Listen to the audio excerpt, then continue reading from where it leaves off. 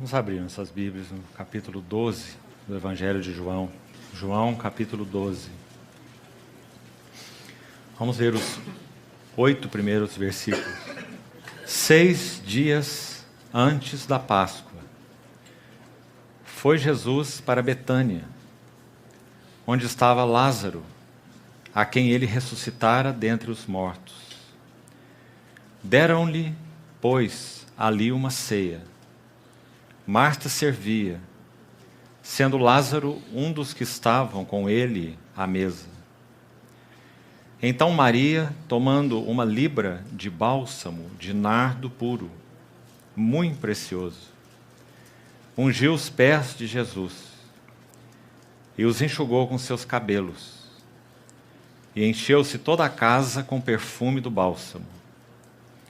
Mas Judas Iscariotes, um dos seus discípulos, o que estava para traí-lo, disse: por que não se vendeu este perfume por 300 denários e não se deu aos pobres?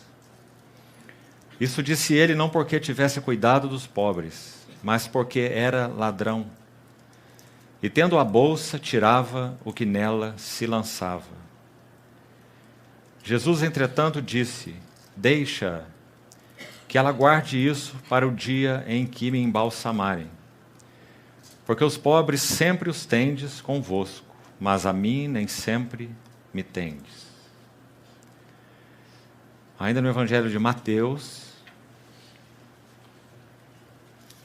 capítulo 26, versículo 6. Ora, estando Jesus em Betânia, em casa de Simão, o leproso, aproximou-se dele uma mulher, trazendo um vaso de alabastro cheio de precioso bálsamo, que lhe derramou sobre a cabeça, estando ele à mesa. Vendo isso, indignaram-se os discípulos e disseram: para que esse desperdício? Pois este perfume podia ser vendido por muito dinheiro e dar-se aos pobres. Mas Jesus, sabendo disso, disse-lhes: por que molestais esta mulher? Ela praticou boa ação para comigo, porque os pobres sempre os tendes convosco, mas a mim nem sempre me tendes. Pois, derramando este perfume sobre o meu corpo, ela o fez para o meu sepultamento. Em verdade vos digo, onde for pregado em todo o mundo este evangelho, será também contado o que ela fez para a memória sua. Vamos orar. Querido Pai, te somos tão agradecidos por esse dia que o Senhor nos tem dado. Obrigado pela comunhão do Senhor, a comunhão do Espírito, a comunhão dos santos. Ainda no final desse dia, concede-nos assentar-nos aos teus pés. Realmente queremos ver algo mais das belezas e glórias atraentes do Senhor. Ilumina os olhos do nosso coração. Sê propício para conosco. Por amor de teu nome. Traz luz sobre tua palavra, para que possamos entendê-la, guardá-la, e para que ela possa operar profundamente em nossos corações, fazendo de nós semelhantes a ti. Confiamo-nos às tuas mãos, Senhor. Supera as nossas debilidades e fraquezas, e que tua palavra prevaleça. Em nome de Jesus pedimos. Amém. Irmãos, o final do capítulo 11 de João estabelece um ponto de transição extremamente importante no ministério de Jesus. E essa transição significa o final do ministério público de nosso Senhor Jesus. Depois de ter sido finalmente e definitivamente rejeitado pela nação de Israel, e dizendo isso nos referimos às autoridades, aos anciãos, aos principais sacerdotes, aos escribas, fariseus, saduceus, todos aqueles que teriam por primeira responsabilidade representar Deus, como povo da aliança de Deus. Depois de ter sido finalmente rejeitado, então, pela nação da aliança, o Senhor volta o seu rosto exclusivamente para o remanescente. E essa é uma lição muito importante. O Senhor, tendo sido rejeitado, Ele vai se ocupar com aqueles que o receberam. João inicia seu evangelho dizendo: veio para o que era seu, mas os seus não o receberam. Mas a todos quantos o receberam, deu-lhes o poder de serem feitos filhos de Deus. Então, no término do capítulo 11 de João, nós temos essa transição muito importante. Senhor rejeitado, volta os seus olhos para o remanescente. Outro item importante na abordagem dessa terceira menção de Betânia nos evangelhos é que nosso Senhor Jesus está, no relato do capítulo 12, há apenas 6 dias do seu sofrimento. 6 dias antes da Páscoa. Ou seja, nós estamos na última semana do Verbo encarnado de Deus sobre a terra. É claro que tudo que vai ocorrer nessa última semana representará o clímax, o suprassumo da vida, do ministério, da obra de nosso Senhor Jesus. Evidentemente, já que nosso Senhor não perde um segundo qualquer. Então, quando chegamos a esse 6º dia antes da Páscoa, o que podemos esperar é que a presença gloriosa do Senhor Jesus, embora tenha essa glória velada por Deus, porque o Verbo se fez carne. Glória aparente apenas para aqueles cujos olhos foram abertos, para ver algo de sua beleza, como Maria de Betânia. Mas até mesmo seus discípulos, com seus olhos tão velados, para compreender algo mais palpável ou profundo sobre a glória desse Verbo encarnado, Filho de Deus. Então, quando nós chegamos nesse capítulo, evidentemente, nós iríamos ver, e vamos ver, como a pessoa do Senhor Jesus, nesse ponto, 6 dias antes da Páscoa, vai revelar âmago dos corações. Então nós vamos buscar abordar essa passagem que lemos em 6 aspectos, 6 grupos de personagens. Nós vamos ver qual o significado da pessoa do Senhor Jesus para as autoridades, para os discípulos, para Judas, para Maria, para Lázaro, para Marta. Vamos abordar 6 grupos. E penso que com a ajuda do Senhor, em fazendo isso, se tornará claro para nós algumas verdades e princípios espirituais de grande valor, para que nós possamos alcançar, se assim o nosso coração tem realmente desejado, essa posição de Betânia para Cristo. Irmãos, tudo que o Senhor busca nessa terra pode ser resumido com essa palavrinha, Betânia. Isso é o que Ele busca. É o lugar onde seus direitos são reconhecidos. Não é isso maravilhoso? Nosso Senhor sendo definitivamente rejeitado, e podemos até dizer expulso, de um ambiente que deveria ser o ambiente dele. Porque tudo ali deveria falar dele. Tudo ali era para ele. Ele é o verdadeiro tabernáculo de Deus. Quando o Êxodo 25:8 expressa aquela ordem do Senhor a Moisés dizendo: e far-me-ão um santuário, para que eu possa habitar no meio deles. Que valor teria um santuário vazio? Pois isso era a nação de Israel, um santuário vazio, porque aquele que veio para o que era seu, para encher de realidade toda aquela sombra, tipos e figuras dele mesmo. Lembra-se que quando João registra no seu capítulo 7, que evangelho precioso é esse? Quando nosso Senhor estava em Jerusalém para a celebração da festa dos tabernáculos, João capítulo 7. E em um dado momento, no verso 37, ele, como que, se fôssemos montar um quadro em nossa mente, nós podemos ver nosso Senhor Jesus se interpondo entre a visão do povo que estava ali e o templo, e dizendo assim: quem tem sede, venha a mim e beba. Quem crer em mim, como a Escritura diz, do seu interior fluirão rios de água viva. Porque aquele dia era o dia em que os sacerdotes tomavam as talhas de água e entornavam essas talhas para que aquela água descesse a partir da entrada do templo, como que representando a profecia de Ezequiel, que dizia respeito à vinda do Messias, que faria com que o templo fosse uma fonte de águas vivas, e que aquelas águas corressem a partir de Jerusalém e chegassem até o mar salgado, ou o mar morto, cujas águas ficariam saudáveis. Então eles faziam como que esse ritual, dizendo que eles aguardavam o Messias e o dia glorioso, em que Israel seria uma fonte de vida para todas as nações. E agora o Senhor Jesus se coloca aqui, ali, como que, em frente ao templo, então mostra que Ele é esse santuário. E se eles quisessem essa realidade, eles deveriam conhecê-lo. Deveriam ir a Ele.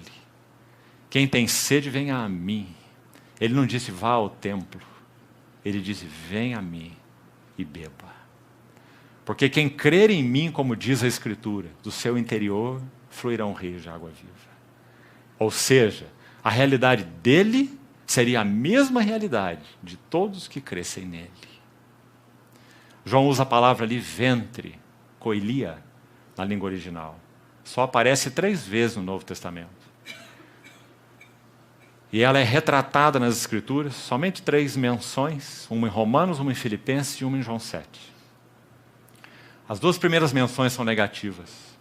Paulo fala de alguns que serviam o seu próprio ventre, em Romanos 16. E fala de alguns em Filipenses 3, cujo Deus era o próprio ventre.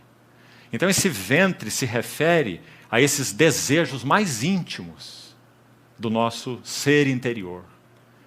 E agora o nosso Senhor usa a mesma palavra, ventre, para dizer que Ele somente poderia satisfazer, preencher os desejos mais profundos de nosso ventre. Então do seu ventre fluirão rios de água viva. Não viveríamos vidas voltadas para nossos próprios desejos, ao contrário. Unidos com o Senhor, quem crer em mim, união. Unidos ao Senhor, nós seríamos, assim como Ele é, nós seríamos uma fonte para descedentar outras vidas. Até mesmo o mundo todo, por causa da habitação do Espírito Santo nos nossos corações. Então João vai interpretar isso exatamente assim. E isto ele disse com respeito ao Espírito, que deveriam receber os que nele crescem. Porque até esse momento o Espírito não era, porque Jesus não havia sido glorificado. Então, quando finalmente ele é rejeitado, e a nação de Israel não experimenta absolutamente nada dessa realidade, no que concerne a sua instituição, as suas autoridades, os seus escribas, os seus mestres, aqueles que deveriam fazer o papel central ali no sentido de representar Deus. Então, nosso Senhor rejeitado, final do capítulo 11 de João, ele volta suas costas para toda essa realidade, mas volta o seu rosto para o remanescente. E em primeiro lugar, em João capítulo 12, nós vamos ver que o primeiro ambiente que o Senhor busca nessa hora de transição é exatamente Betânia. Então isso é extremamente importante. Quando ele volta suas costas para toda essa realidade vazia, ele volta o seu rosto para Betânia. O primeiro grupo de personagens que nós vamos examinar, desses 6 que citamos, são exatamente essas autoridades. para que tenhamos o quadro exato da hora em que nosso Senhor está vivendo. E sabe por quê? Não há aqui nenhum interesse técnico, apenas. O interesse aqui é, sobretudo, espiritual. Nós só podemos apreciar o nosso Senhor Jesus em Betânia e a unção e o significado da unção de Maria de Betânia quando compreendemos melhor o contexto. Então, antes de entrarmos nesse primeiro grupo, vamos fazê-lo agora, as autoridades. Deixe-me já buscar resumi-lo da seguinte forma. A alma do nosso Senhor Jesus estava cheia de angústia e desolação. Eu creio que desolação é a melhor palavra para essa hora, amados irmãos. Porque nosso Senhor olha a nação de Israel, como já falamos, que simplesmente representava, ou deveria representar, o que Deus era, que tinha toda aquela instituição dada originalmente por Deus, claro, com muita parafernália a mais, que nunca foi da vontade de Deus, mas essencialmente falando, o templo estava lá, é a ordenação de Deus. Os sacerdotes estavam lá, é a ordenação de Deus. O sumo sacerdote estava lá, é a ordenação de Deus. Então tudo isso que era ordenação de Deus era absolutamente vazio e sem realidade. Então a alma do Senhor Jesus estava vivendo uma profunda desolação e angústia.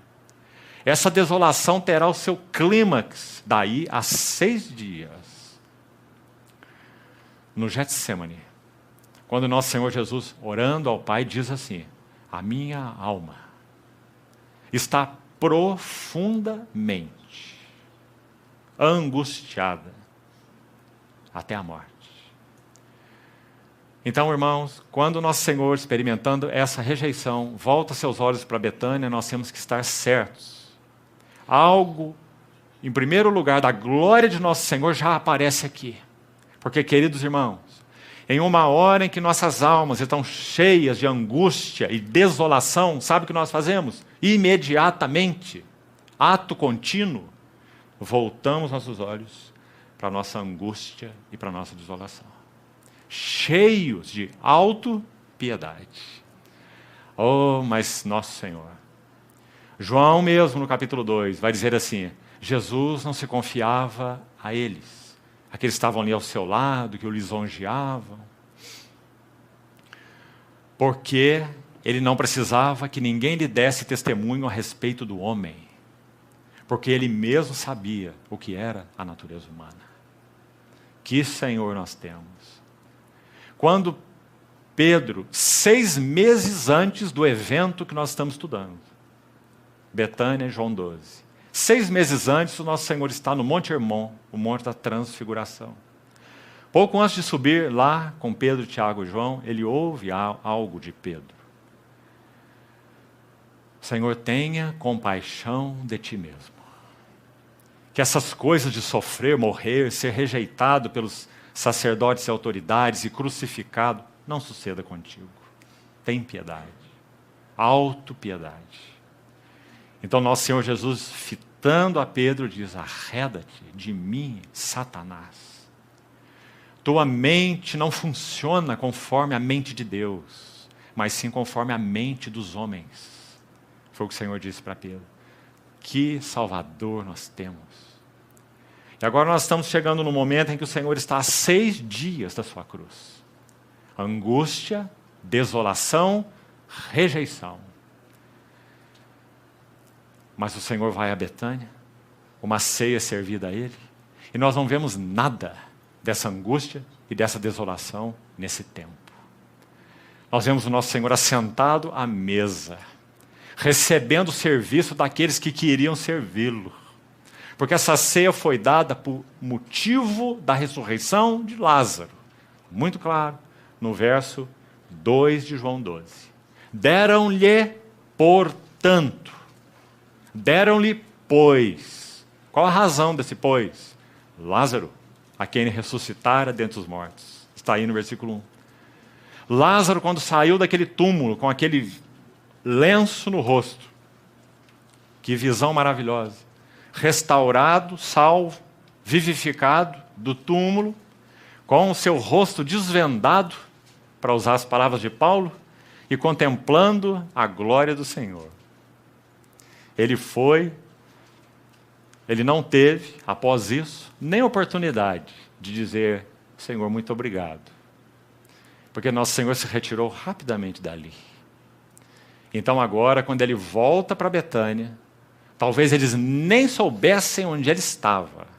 Porque se você ler com cuidado o final do capítulo 11 de João, vai dizer que o Senhor Jesus se retirou. Depois da ressurreição de Lázaro, que gerou uma profunda oposição e ódio das autoridades com relação à pessoa dele, ele se retira. Esse é nosso Senhor. Ele nem mesmo confronta esse ódio. Ele se retira para uma cidade chamada Efraim. Hoje em Israel ela tem um outro nome. E a cidadezinha fica em torno de 40 quilômetros a noroeste de Jerusalém. Ainda antes do Jordão, no deserto da Judéia, uma pequena cidade, onde o Senhor se retirou para um período de retiro espiritual. Para estar diante de Deus, para estar diante dessa hora definitiva, essa hora última, final, sua última semana. Então, é dito assim, veja, versículo 47 do capítulo 11.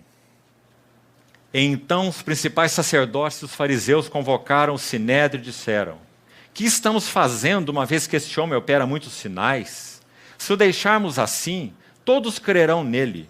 Depois virão os romanos e tomarão não só o nosso lugar, mas a própria nação. Caifás, porém, um dentre eles, sumo sacerdote naquele ano, advertiu-os dizendo: vós nada sabeis, nem considerais que vos convém que morra um só homem pelo povo e que não venha a perecer toda a nação. É claro que ele disse isso, significando que esse homem deveria morrer, simplesmente. E não a nação toda por causa desse homem. Eles perderam seus privilégios religiosos, porque de alguma maneira esse homem sendo seguido ia gerar uma turbulência religiosa na nação. Isso levantaria suspeita das autoridades romanas. Então eles certamente iriam intervir, e os sumos sacerdotes iam ser postos de lados, e sofrer uma repreensão por parte das autoridades romanas, e perderiam seu lugar, perderiam o templo e seus privilégios. Essa era a preocupação única. Mas sabe o que João faz? João interpreta o que Caifás falou como sendo uma profecia. E diz que ele, sendo sumo sacerdote naquele ano, ele falou não por si mesmo, mas ele profetizou algo. Então João vai trazer o fato para a realidade espiritual, dizendo que sim, iria morrer um homem pela nação. Mas ele iria morrer, versículo 52, não somente pela nação, mas também para reunir em um só corpo os filhos de Deus que andam dispersos. Não é um lindo versículo? Aí continua assim, verso 53. Desde aquele dia resolveram matá-lo. Então está aí o primeiro dos 6 grupos que vamos examinar nessa noite, com a ajuda do Senhor. As autoridades. Talvez se fôssemos usar uma palavra para elas, ela está aí no verso 53. Ódio. Desde esse dia resolveram matá-lo. De sorte que Jesus já não andava publicamente entre os judeus, mas retirou-se para uma região vizinha ao deserto, o deserto da Judéia, ali próximo a Jerusalém, para uma cidade chamada Efraim.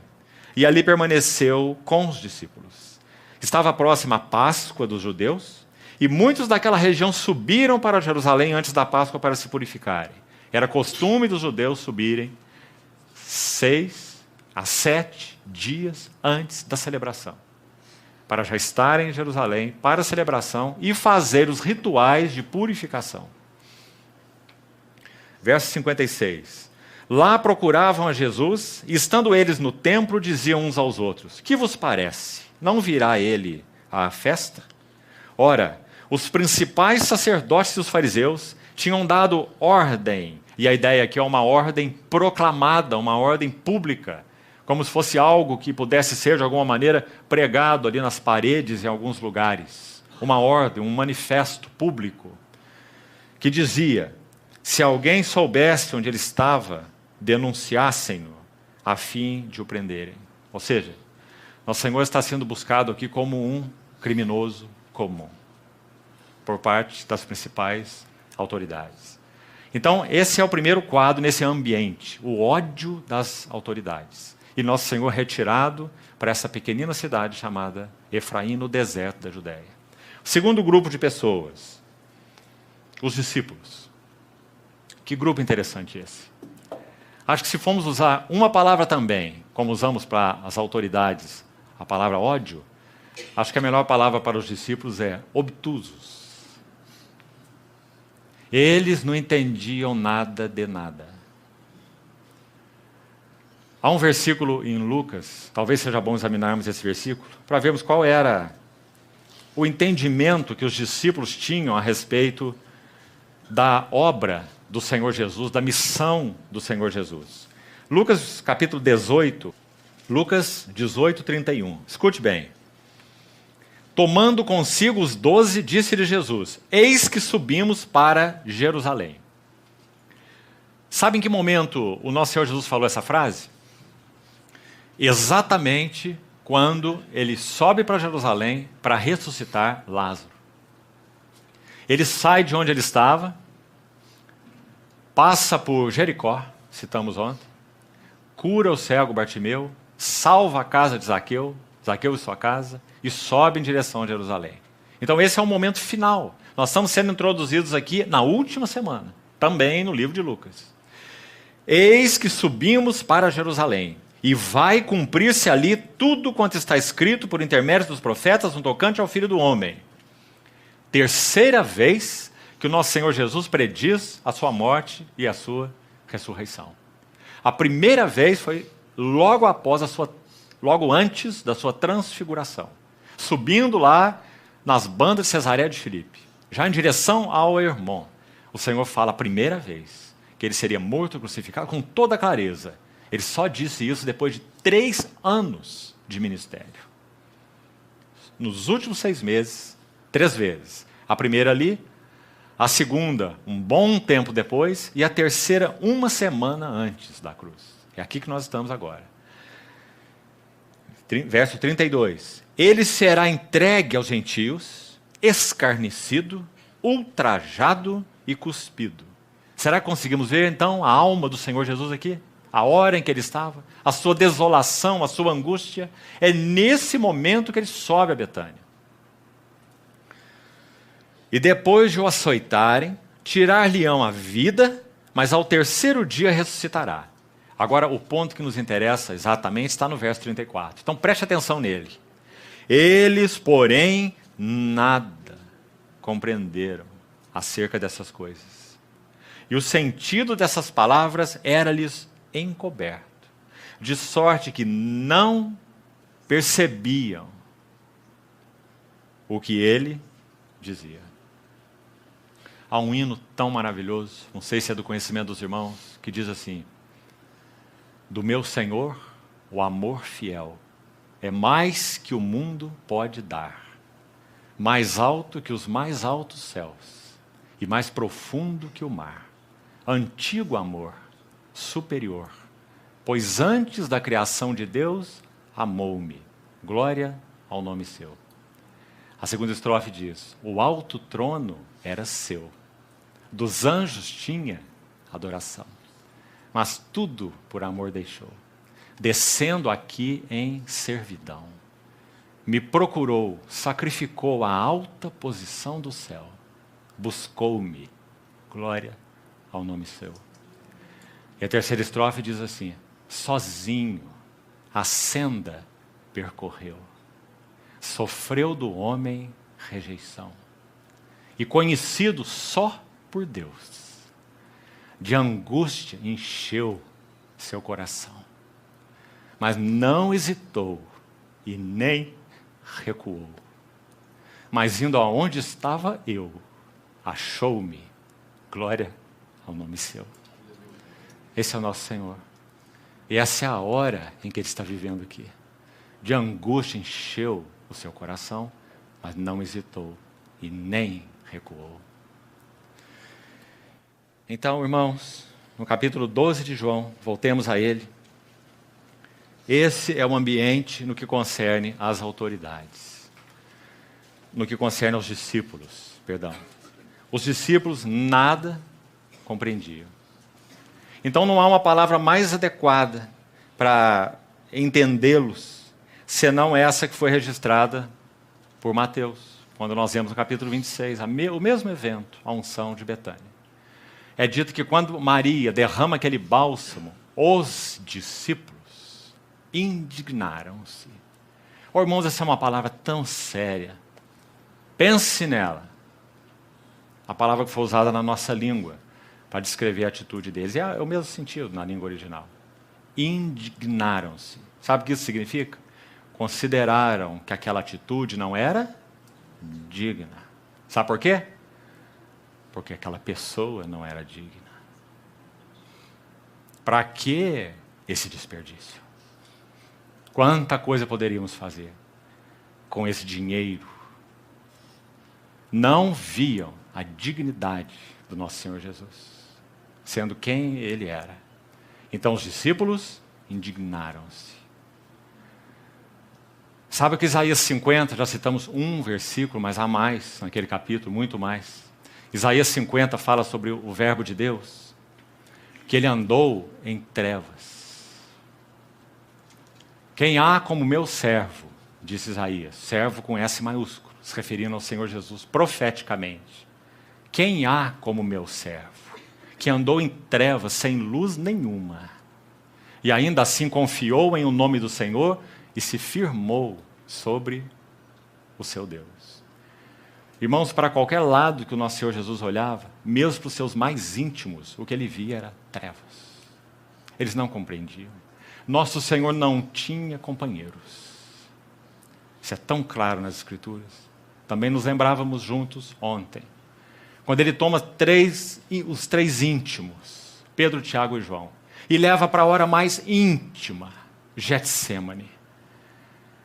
Ele diz uma palavra tão linda, a humanidade perfeita do nosso Senhor Jesus, perfeitamente humano. Ele diz assim: ficai aqui e vigiai comigo. Você viu o que ele está buscando, irmãos? Será que nós achamos que nosso Senhor Jesus não teve fraquezas? Ah, irmão, então estude melhor os evangelhos. Ficai aqui e vigiai comigo. Sua alma estava em profunda desolação, em profunda angústia. Foi crucificado em fraqueza, diz o apóstolo Paulo. Mas vive pelo poder de Deus, referindo à sua ressurreição. Esse é o nosso amado Senhor, homem como os homens. Então, quando ele olhava para os seus discípulos, trevas. Mas aquele capítulo 50 de Isaías vai dizer que o segredo dele é que ele tinha ouvidos abertos para uma pessoa.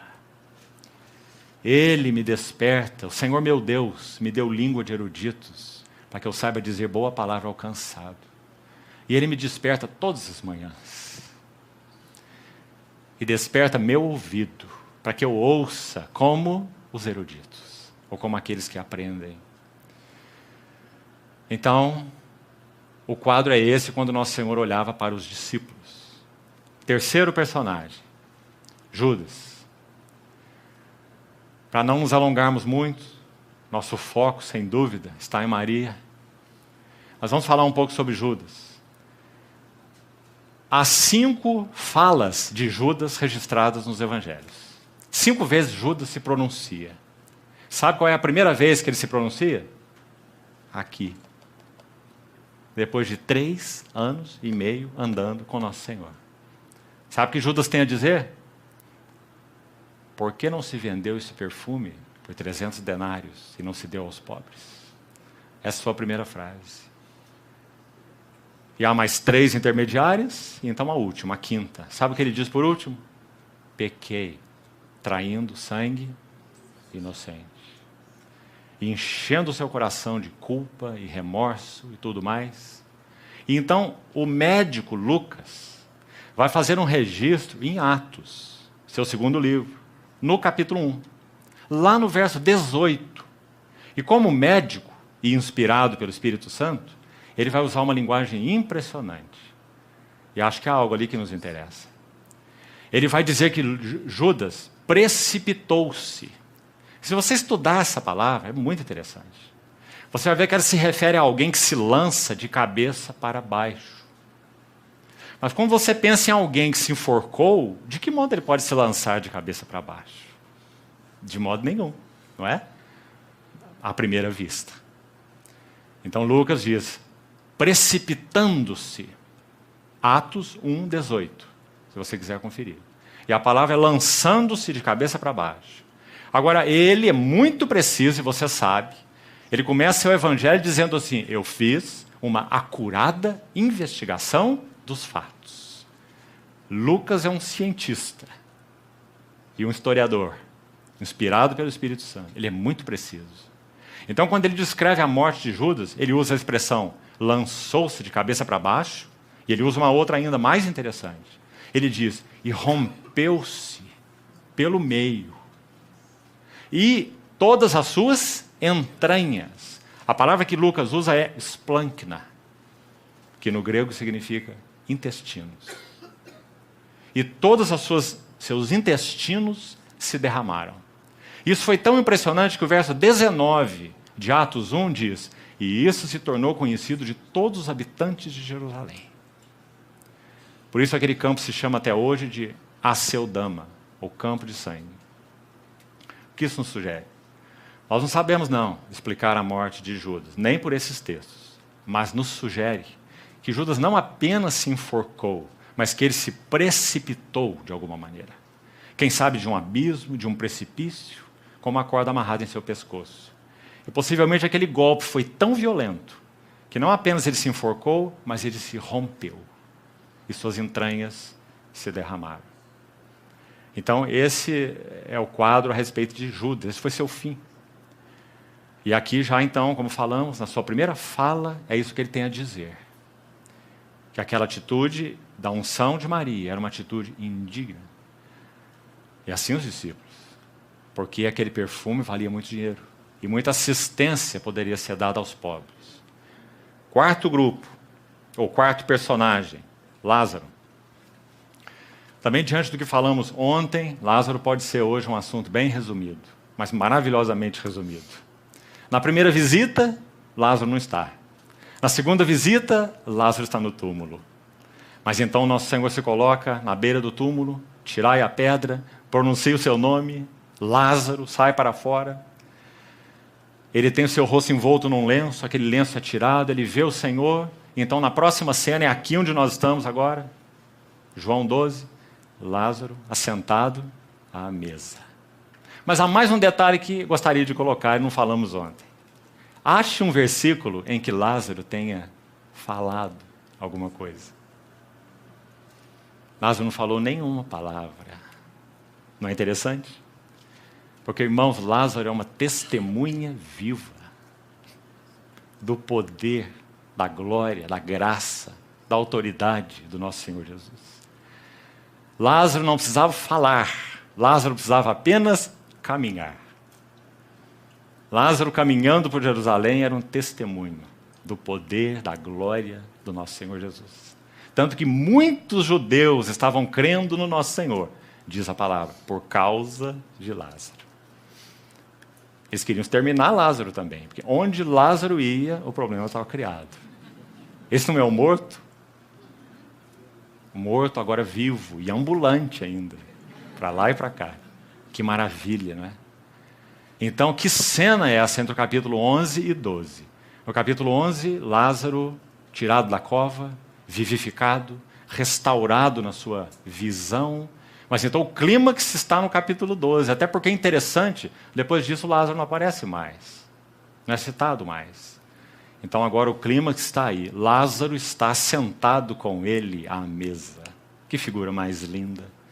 Nosso Senhor nos tirou da mais profunda cova, deu-nos vida, quando nós estávamos mortos nos nossos delitos e pecados, restaurou a nossa visão, rasgou o véu, nos deixou ver algo da beleza de sua glória e nos coloca sentado à sua mesa. E diz, vinde, tomai e comei. Graças ao Senhor. Então esse é Lázaro. Agora vamos para Marta, quinto personagem. Há uma frase única sobre Marta nessa menção de João 12. E está no versículo 2. Veja qual é. Marta servia. Mas sabe, irmãos, o que há de lindo aqui, preciosíssimo? Na primeira visita, Marta é bem mencionada, você se lembra? Marta recebeu o Senhor na sua casa e logo em seguida vai dizer, Marta agitava-se de um lado para outro, ocupada em muitos serviços. A palavra ali é distraída, não é? Você viu Marta lá? Você viu a qualidade de serviço lá? Um serviço confuso, um serviço que não partia do ouvir, mas era o serviço pelo serviço. Mas agora nós temos essa frase aqui que muito nos interessa. Na primeira visita, Marta agitava-se. Na terceira visita, Marta servia. Então agora nós podemos confiantemente dizer que Marta estava com o serviço ajustado. Então muito cuidado quando nós abordarmos Marta, porque o serviço de Marta é um dos aspectos fundamentais da vida da igreja. Marta representa o serviço ajustado, o serviço que agrada a Deus. Pedro vai dizer assim, em 1 Pedro 4, 8, servi uns aos outros, cada um conforme o dom que recebeu, como bons dispenseiros. Quer dizer, cuidado, não usa o seu lenço para guardar o seu talento. Sirva como um bom dispenseiro. Aquele que ensina, esmere-se no fazê-lo. Se alguém fala, fale de acordo com os oráculos de Deus. E se alguém serve, faça na força que Deus supre, para que em tudo seja Deus glorificado. Então Marta representa agora, sim, um serviço ajustado. Agora não está, corre para cá, aborda uma coisa, aborda outra coisa, quem sabe pega uma panela, dá ordem para outra pessoa, faz uma visita, repreende Maria, né? Atende uma visita, repreende Maria, como nós falamos. Bem desajustado o serviço de Marta inicialmente. Como dissemos, ela não tinha um olho para o Senhor Jesus. Ela tinha um olho para o serviço e outro olho para Maria. E nenhum olho para o Senhor Jesus. Mas agora não. E Marta servia. Graças ao Senhor. Nosso Senhor é aquele que ajusta nossos serviços. Pelo seu Espírito, por sua revelação, pela cruz. Irmãos, falando de maneira prática, brevemente, vamos ter que introduzir Maria aqui. A melhor maneira de aprendermos a avançar no serviço na casa de Deus é servindo. Não há nenhuma maneira melhor. Servindo. Confiando que nosso bondoso Senhor ajustará o nosso serviço. Há uma diferença grande, espiritualmente falando, entre ser desajeitado e ser desajustado. As palavras são bem próximas, mas a diferença é muito grande. Desajeitados, de modo geral, todos nós somos, não é? Você já não percebeu a si mesmo muito desajeitado? Num serviço que você tem até como encargo do Senhor de fazer? Mas você mesmo se vê tão desajeitado? Isso não é nenhum problema para o nosso Senhor. O problema para o nosso Senhor é o desajuste e não o desajeito. Compreende a diferença? O que seria o desajuste? Quando realmente não há um foco adequado em nosso serviço. Nós não estamos ajustados, nossa visão é míope. Nós não sabemos às vezes nem por que nós estamos fazendo as coisas, ou nossa motivação é errada. Então estamos desajustados. Mas se nós estamos ajustados, se nós amamos o Senhor, se nós queremos agradar o Senhor, irmãos, nosso Senhor sabe de nossas debilidades e de nosso desajeito. Então aí está o nosso Senhor corrigindo o desajeito de Marta. Porque nós sabemos que Marta amava o Senhor, evidentemente. Assim como o Senhor amava Marta. Então, graças a Deus por essa simples expressão, Marta servia. E um serviço agora ajustado, correto. E então nós vamos à última personagem, a sexta, Maria. E aqui há muita coisa sobre Maria, maravilhosa. Essa unção ocorreu no 8º dia do mês de Abib, como o judeu chamava, ou de Nissan, segundo o nome persa. Mesma coisa, Abib ou Nissan, 8º dia. Muito provavelmente um sábado à noite. Então nosso Senhor se retira dessa cidade chamada Efraim e vai para Betânia. O versículo 1 do capítulo 12 marca esse tempo como 6 dias antes da Páscoa. Como nós falamos, nós não estamos interessados em questões técnicas pelas questões técnicas, mas acho que vale a pena você observar que em Mateus e em Marcos diz que essa casa era a casa de Simão o leproso. Então há aí muitas coisas, perguntas aí mais técnicas. Simão o leproso é Lázaro? Possivelmente não. Mas a casa em que foi realizada essa ceia é a casa de Maria, Marta e Lázaro ou é a casa de Simão o leproso? Sabe, irmão, são detalhes técnicos e é melhor que saiamos deles. Se você ler, por exemplo, Campbell Morgan, o príncipe dos pregadores expositivos, quando ele comenta esse texto, ele vai dizer assim: foi indubitavelmente na casa de Maria, de Marta e de Lázaro que essa ceia foi realizada. Mas quando você vai a outro gigante da palavra, John Nelson Darby, e lê o seu comentário, ele vai dizer: não foi na casa de Maria, Marta e Lázaro que essa ceia foi realizada, mas na casa de Simão o leproso, como diz Mateus. Agora, será que isso é importante para nós? Será que a Bíblia está se contradizendo? É claro que não. Porque aqui em João 12 não está dizendo onde foi a ceia. Está dizendo apenas que ela aconteceu. E é exatamente isso que nos importa. É o que aconteceu e quais eram os personagens envolvidos. Agora, se a casa era da Marta ou se a casa era do Simão leproso, isso não nos interessa em nada. Só muda o ambiente. Só muda a casa física. Não é? Nem o ambiente muda. O ambiente é o mesmo. Então, são alguns detalhes. Se você lê Mateus e Marcos, você também pode se confundir. Porque antes é dito ali, 2 dias antes da Páscoa. Mas João está dizendo que são 6 dias antes da Páscoa. Mas então, quando Marcos registra e Mateus registra, você vai ver que quando ele cita 2 dias, ele não diz que em 2 dias antes da Páscoa aconteceu essa ceia em Betânia. Se você ler lá, vai ficar muito claro. Mas eles colocam de maneira proposital, tanto Mateus quanto Marcos. Eles interpolam a unção de Betânia exatamente antes da traição de Judas. Exatamente para fazer um contraste. Eles querem mostrar essa unção maravilhosa de Betânia e a traição de Judas imediatamente depois. Mateus e Marcos fazem isso. Mas então, embora João não mencione o lugar exato, e os outros evangelistas dizem casa de Simão o leproso, João nos dá o tempo exato. O tempo, sim. O tempo é o tempo de João. Ele dá o tempo. São 6 dias antes da Páscoa. Foi Jesus para Betânia. Agora, o que é importante sobre Maria, então, aqui? Primeiro, só Maria pôde ver e pôde participar dessa angústia e dessa desolação da alma do nosso Senhor Jesus. Isso é muito importante. Porque nem mesmo os discípulos mais íntimos puderam participar. Mas Maria, sim. Maria viu, Maria participou, Maria compreendeu. Essa é a primeira coisa importante sobre ela. E como nós sabemos? Claro, pelo que ela fez. Segunda coisa importante sobre Maria. Vamos falar sobre o vaso de alabastro um pouco. Irmãos, até o vaso tinha um bom valor. Não era um vaso excepcional, mas era um vaso de um bom valor, porque era um vaso importado. Há uma região, uma cidade no Egito, uma região chamada Alabastron. Por isso esse vaso recebe esse nome, alabastro. Essa pedra era comum nessa região. Então esse vasozinho de alabastro era feito com essa pedra egípcia, alabastron. Ele era feito de tal forma, era um pequeno vaso, e ele era moldado de tal maneira que ele tinha um gargalozinho estreito.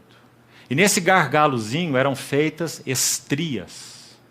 Como hoje, por exemplo, funciona uma ampola para injeção. Você tem aquele gargalo exatamente onde vai ser quebrada aquela parte superior, não é assim? Então esse vasozinho tinha um gargalo e estrias eram feitas no gargalo para que na hora em que o perfume fosse ser usado, aquele gargalo fosse quebrado. Teria que ser assim.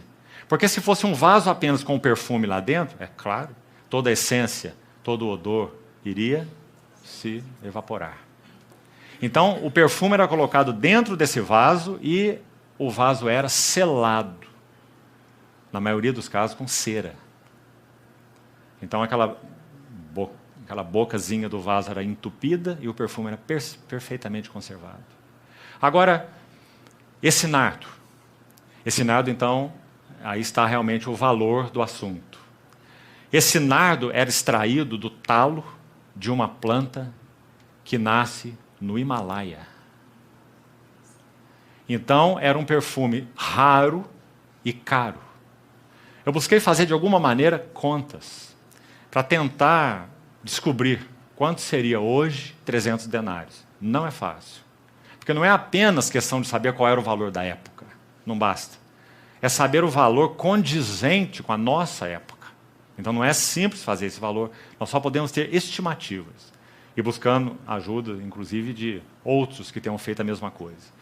Mas a conclusão que eu pude chegar é que 300 denários valeriam hoje algo em torno de 10 mil reais. Então esse era o preço, mais ou menos, do perfume que Maria usou para ungir o Nosso Senhor. Esse nardo era colocado então nesse vasozinho e guardado agora para 2 ocasiões, que nos traz uma lição tão linda, irmãos. Primeiro uso desse nardo, para a noite de núpcias. Maravilhoso.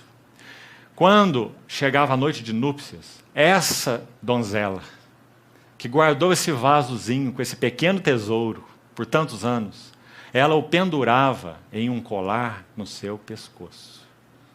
E na noite de núpcias, ela quebrava aquele gargalo e derramava o unguento sobre os lençóis. E todo aquele ambiente ficava perfumado. Essa era a primeira finalidade. Sabe o que o livro de Cantares tem para nos dizer sobre isso? Vamos escutar a voz da noiva em Cantares. Cantares capítulo 1 diz assim, versículo 12.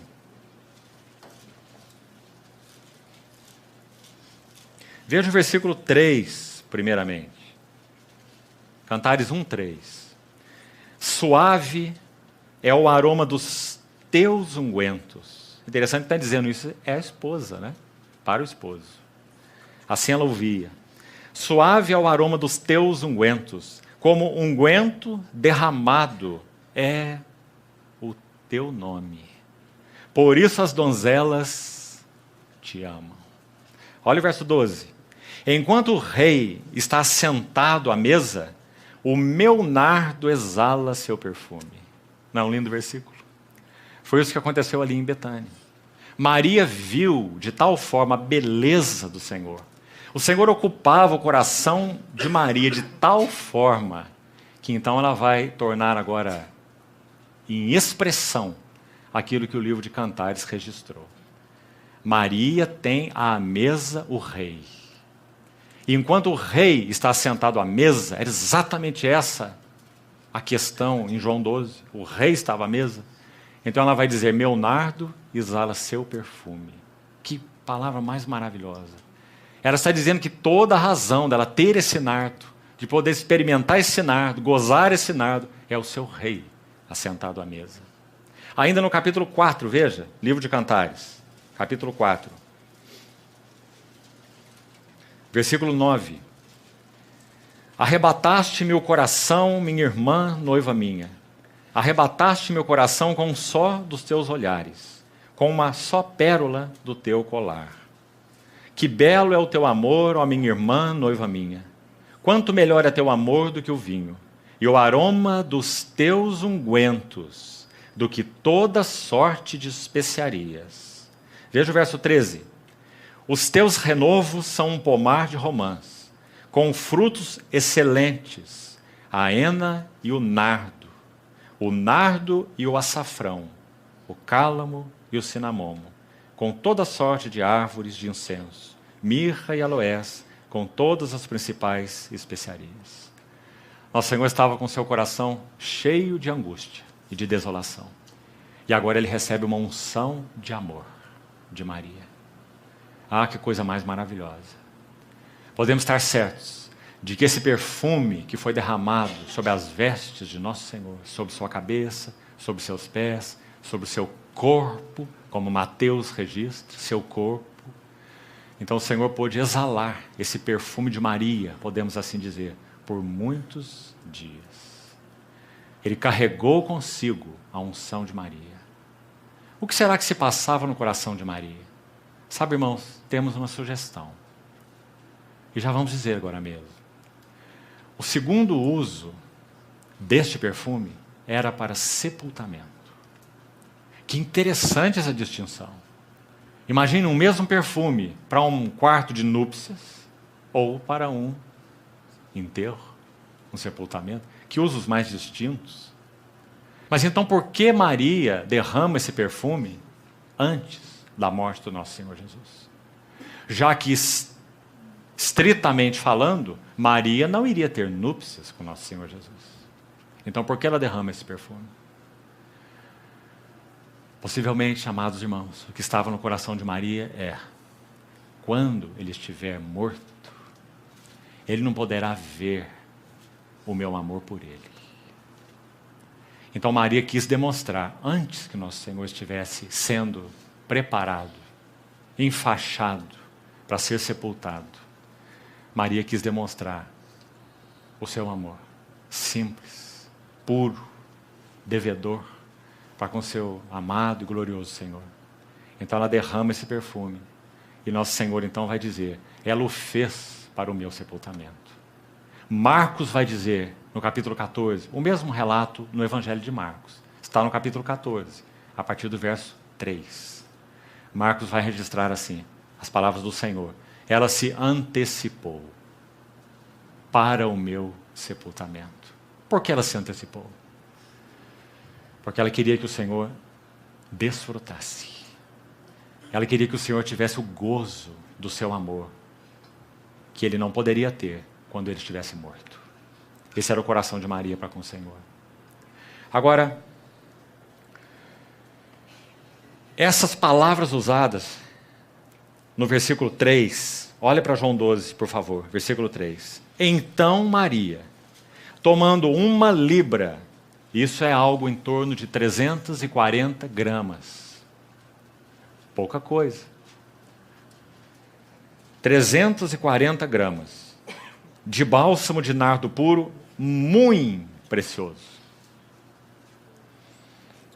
Ungiu os pés de Jesus e os enxugou com seus cabelos. E encheu-se toda a casa com o perfume do bálsamo. Se combinamos os registros de Mateus e de Marcos, nós temos uma sequência aqui de 4 passos, que vão nos interessar muito.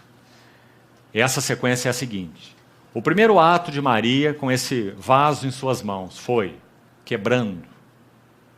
João não registra que o vaso foi quebrado, ele quis omitir isso. Mateus diz que o vaso foi quebrado.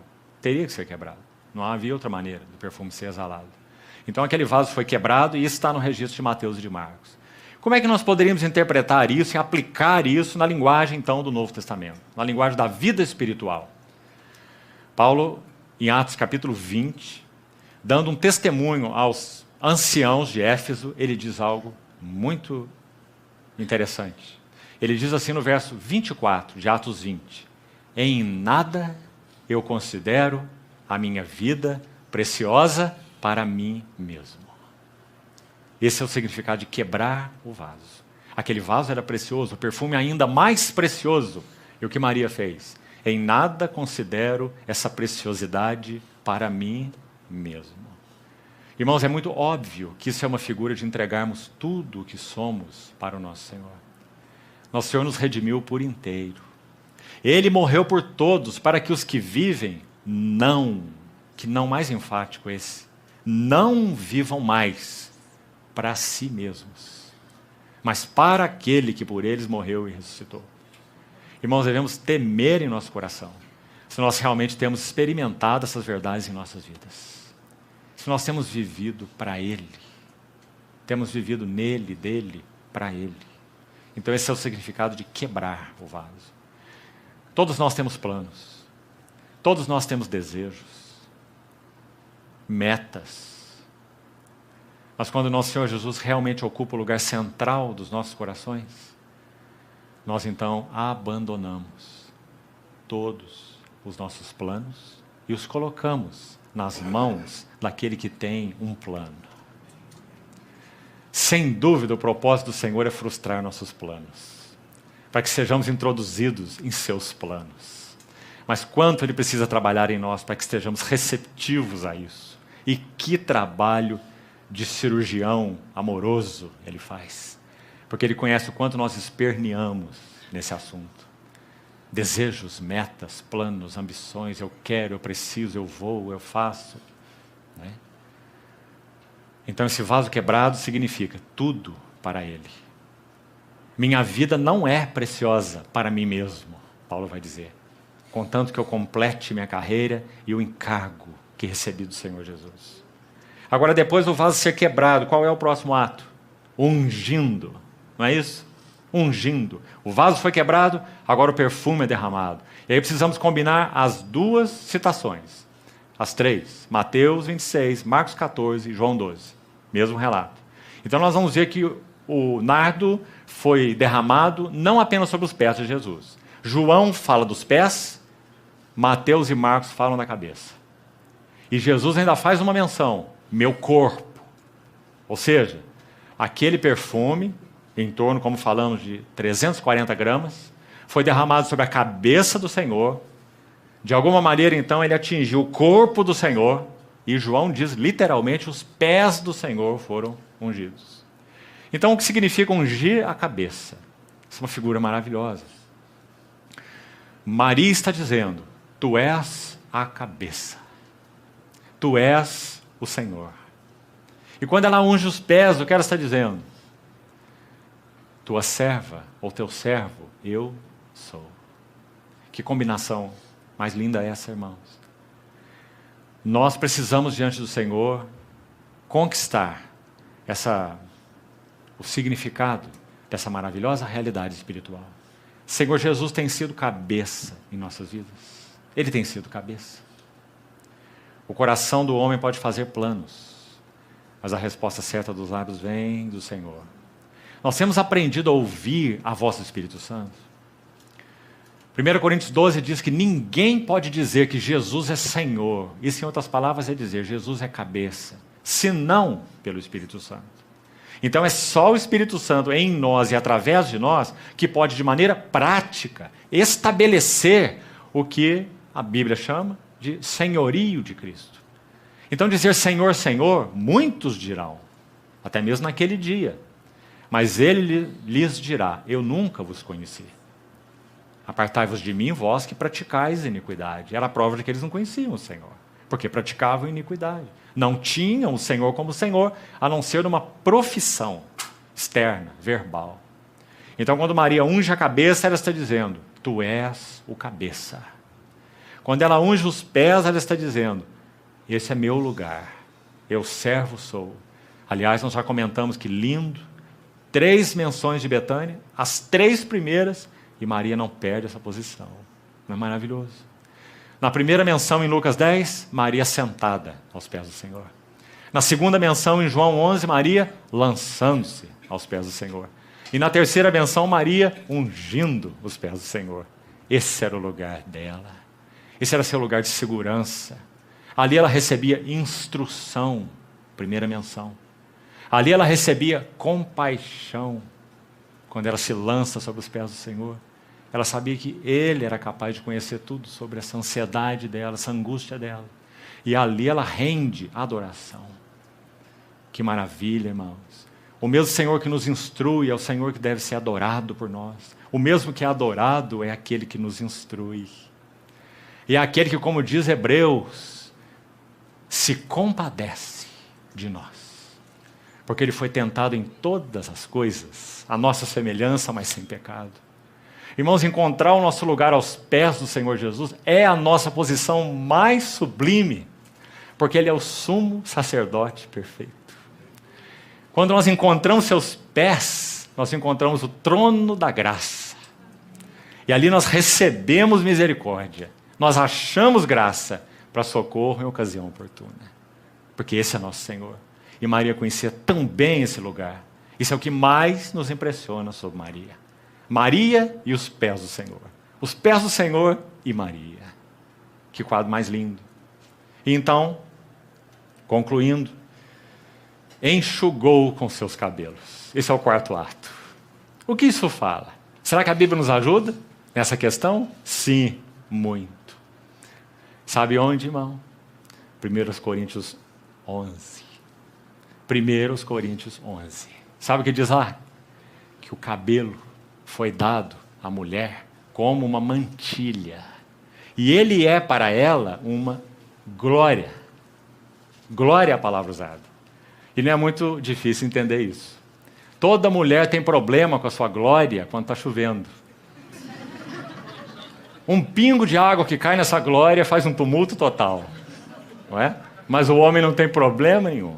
Ele passa a mão no seu cabelo assim, a água sai toda, como um cachorrinho se debatendo, não é? E o cabelo está ótimo. Mas não, a mulher. O cabelo é a sua glória.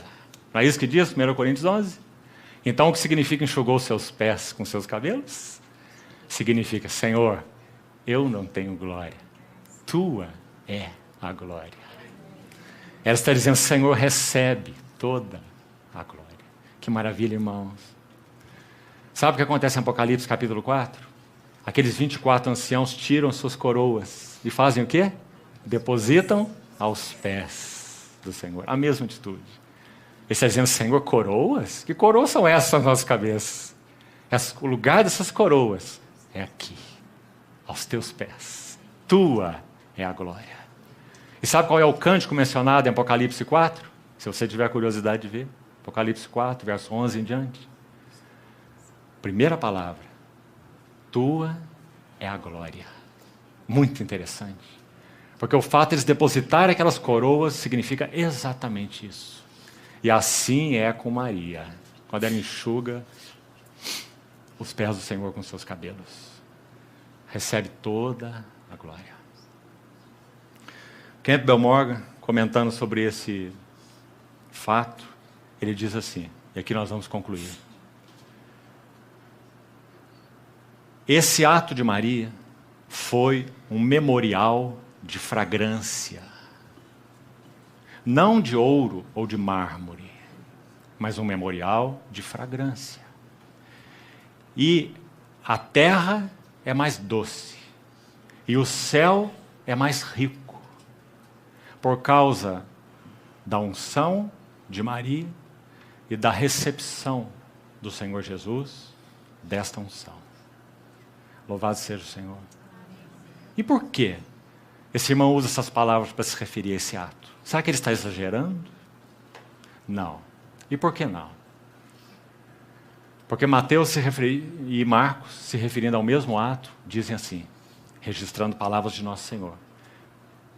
Em verdade eu vos digo, onde este evangelho for pregado, em todo o mundo, será contado o que ela fez, para a memória sua.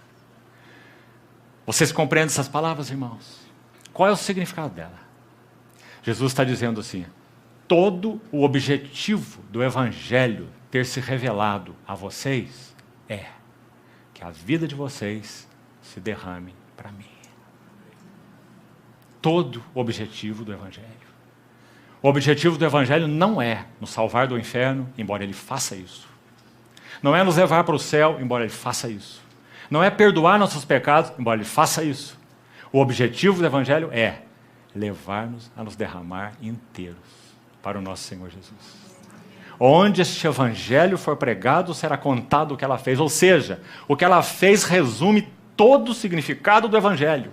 Se o evangelho não tem alcançado nossas vidas até esse ponto, nós precisamos ir diante do Senhor, receber sua misericórdia e dizer, Senhor, ganha todo o meu coração, para que eu seja um nardo derramado para Ti. Esse é o objetivo do evangelho. Então, irmãos, o Senhor busca Betânia na terra? Sim. Porque o Senhor também vive nesse mundo um ambiente de ódio, rejeição e perseguição. Onde está seu lar? Onde seus direitos são reconhecidos? Nas suas Betânias. Mas ser Betânia não é algo automático. Ser Betânia tem um preço muito precioso.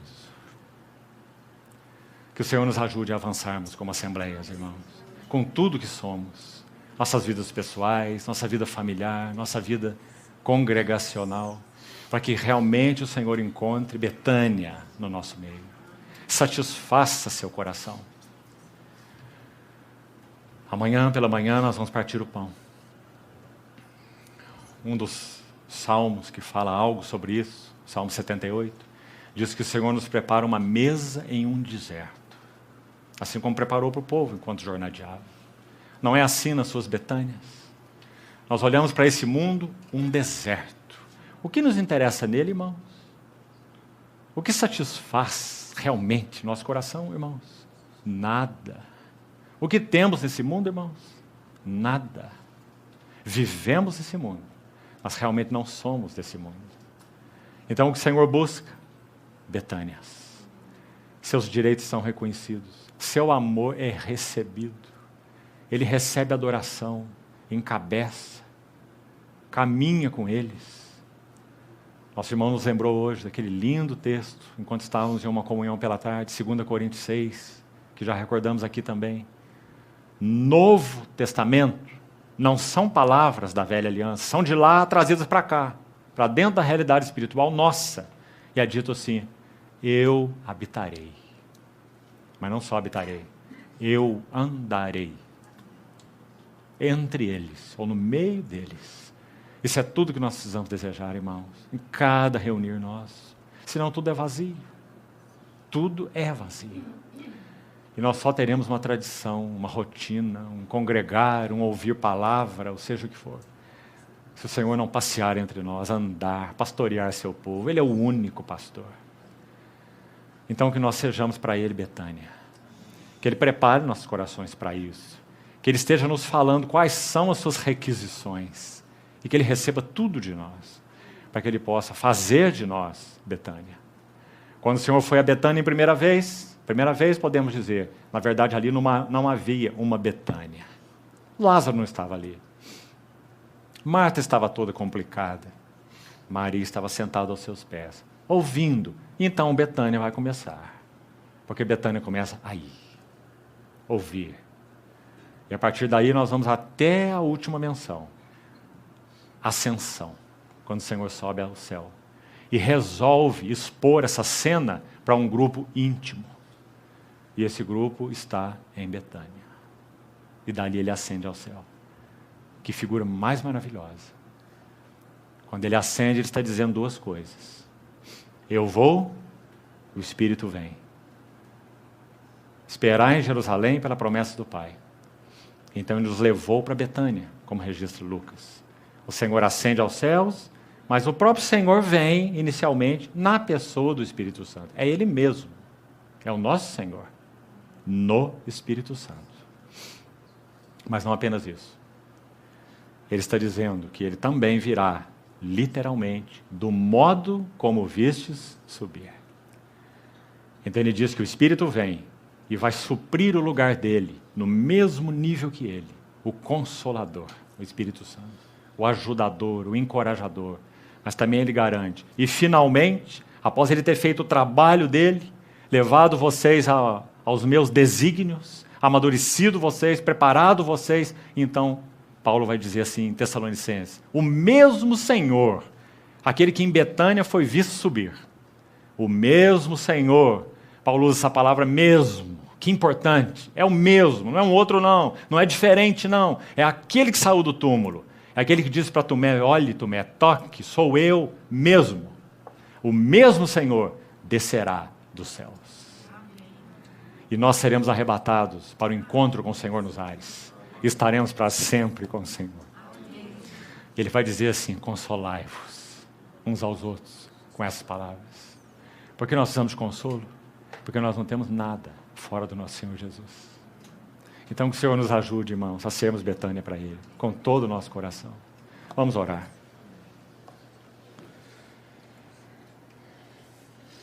Ó Senhor, colocamos Tuas palavras compartilhadas nas Tuas mãos e Te pedimos, Senhor, não permita que aquilo que verdadeiramente seja Teu possa ser perdido nos nossos corações. Mantém Tua palavra em nós, Senhor. E ganha tudo de nós para Ti, Senhor. Perdoa-nos por nosso desajeito e alinha-nos em nossos desajustes. Confiamo-nos a Ti, Senhor.